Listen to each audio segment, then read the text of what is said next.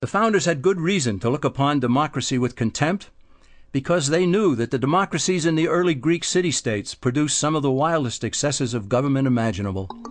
In every case, they ended up with mob rule, then anarchy, and finally tyranny under an oligarchy.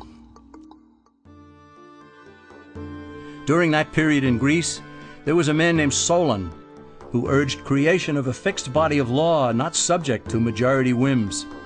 But where the Greeks never adopted Solon's wise counsel, the Romans did.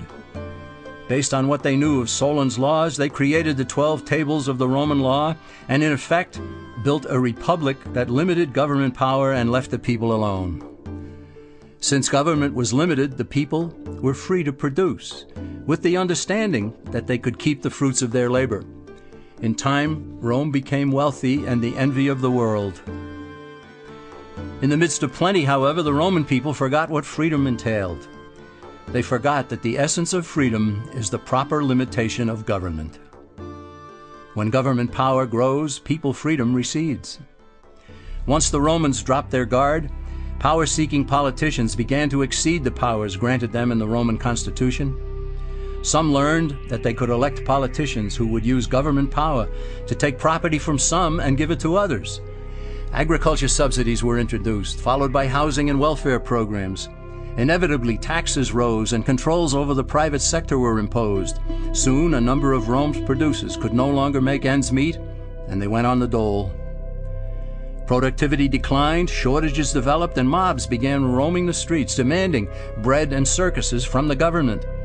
Many were induced to trade freedom for security.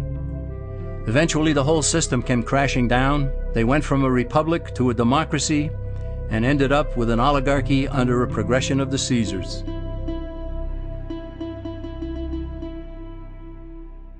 Thus, democracy itself is not a stable form of government. Instead, it is the gradual transition from limited government to the unlimited rule of an oligarchy. Knowing this, we as Americans are ultimately left with only two choices.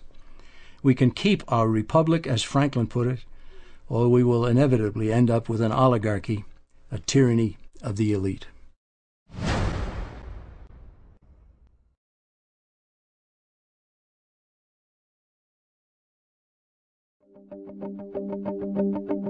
Just as there is widespread confusion regarding political systems, there is similar confusion in the economic arena.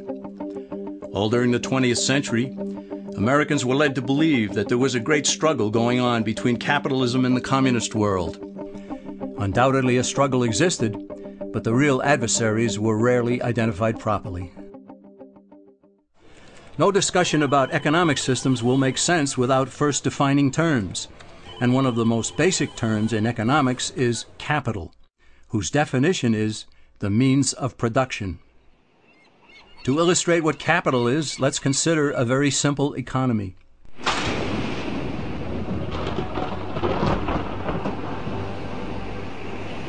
On the sands of a small island, a castaway has just washed ashore. He has no food and he's hungry. He searches the island, he finds no berries, coconuts, or anything edible. He goes back into the water and tries to catch fish with his bare hands, but he fails. So he goes back up on shore and he finds a bush. He breaks off a branch, he gnaws at one end to make a sharp tip. Back into the water he goes, and with his spear, he catches fish. His spear is capital. It's the means of production for catching fish. He gave up some of his time and some of his energy to produce something he could not eat, but something that would help him to produce something that he could eat. Capital, therefore, can be tools, machinery, and even a man's handmade spear to catch fish. Such being the case, consider that the communists in the former Soviet Union, as well as in China and Cuba, have always used tools and machinery. Officials there even view people as capital. Therefore, by strict definition, are not communists capitalists? For that matter, isn't everyone a capitalist? And so, is not every economic system a capitalist system? What then is the difference between what the communist system is and what the American capitalist system is supposed to be? The difference is ownership of the capital. Is the system monopolistic, state-controlled capitalism, or is it competitive, free enterprise capitalism? It is between these two opposing economic systems that a battle has always raged. Before we proceed, let's also define free market.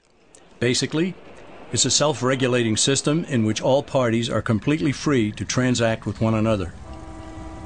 But where force, fraud, or injury damages one party, the government's role is only to punish those who commit such offenses and to vindicate the rights of the other party. This protects the integrity of the free market, or free enterprise system, without intervening in it.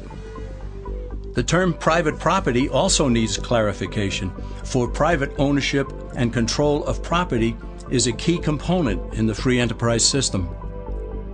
In order for ownership of property to be full and complete, all four of its aspects must be met.